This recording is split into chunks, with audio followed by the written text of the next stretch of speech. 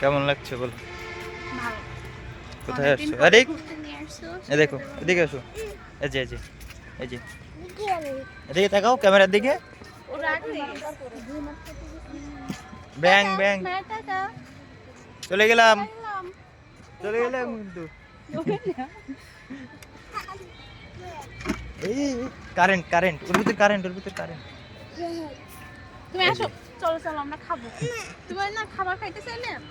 চলো আমরা দোকানে যাই। যাই। কিন্তু দুঃখের বিষয় কি জানো, আমাদের ছবি উঠাই দেওয়ার কেউ নেই।